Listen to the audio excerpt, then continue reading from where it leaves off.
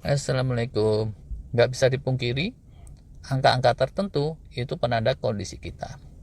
Kalau berat badan ditimbang, jarumnya mentok kanan, atau LCD-nya mendadak berubah warna jadi merah kepiar-kepiar. Ada apa enggak sih timbangan ajak berantem kayak gitu? Nggak ada ding ya. Kalau hasil tensimeter menunjukkan angka yang bikin dokter garuk-garuk darah unyeng-unyeng, ya itu memang urusan yang serius sih. Kalau kalian kuliah gitu, IPK mentok tok tok di bawah, ya udah, kalian bisa nyadar bahwa kalian itu bukanlah jenius. Jangan cuma kayak si Entong. Alah, kalian tuh IPK 2,7 aja dibangga-banggain. 2,8, 2,9 itu biasa aja lah. Gue aja IPK 2,10, santai-santai aja. Gubrak. Mian sama Miun tuh IPK-nya 4,0, pas 4,0 bulat, tapi untuk berdua gubrak lagi. Beneran, karena urusannya amat kasat mata, sering terjadi logika kita itu terus keputar-putar, tergiring, dan bikin kita terobsesi untuk memperbaiki perolehan angka-angka, ya kan? Padahalnya malah jadi kayak orang gila sebenarnya. Kalau kita terus terobsesinya itu untuk ngejar angka-angka, lalu angka kok dikejar. Atau kalaupun tidak kayak orang gila, kayak orang yang hampir waras. Bodoh wae. Kalau mau sukses bidang kesehatan, bidang apapun, kita mesti selalu paham dan ingat fokus pada esensinya. Jangan sampai lepas, jangan sampai keputar sama angka-angka tok.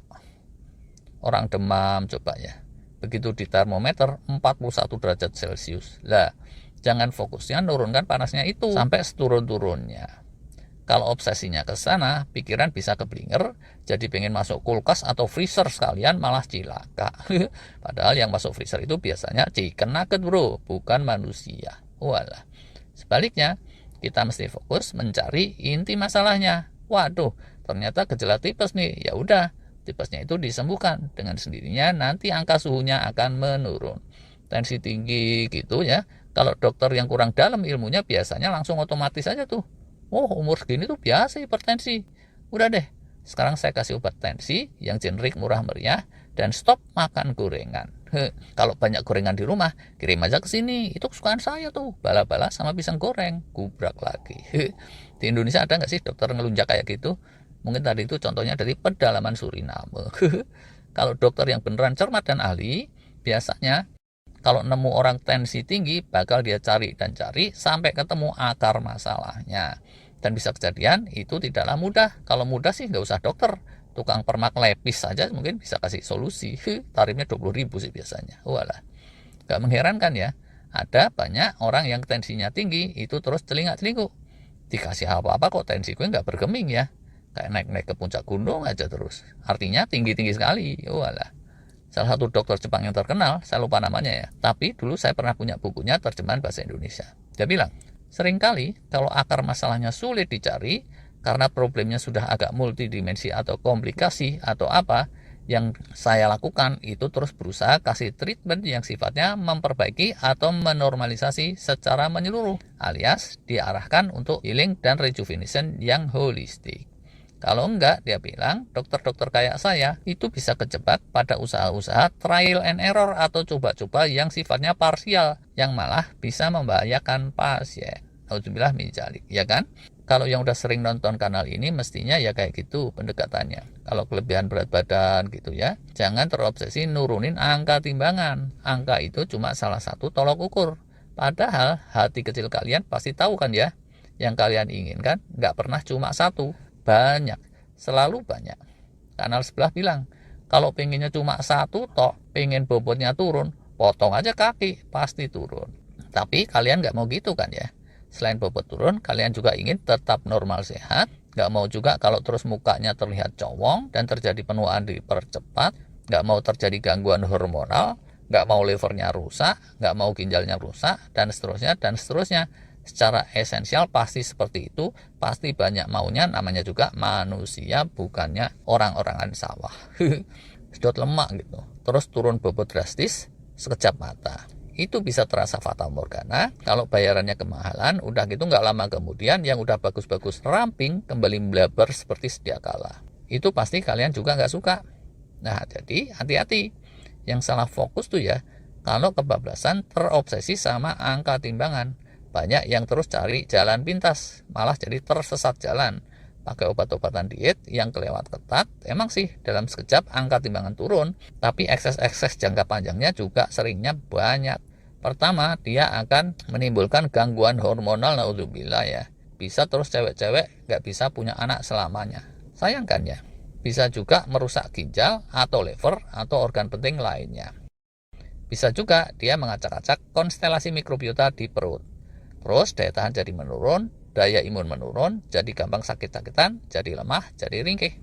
Atau yang lebih parah lagi, terjadi percepatan penuaan yang sifatnya menyeluruh.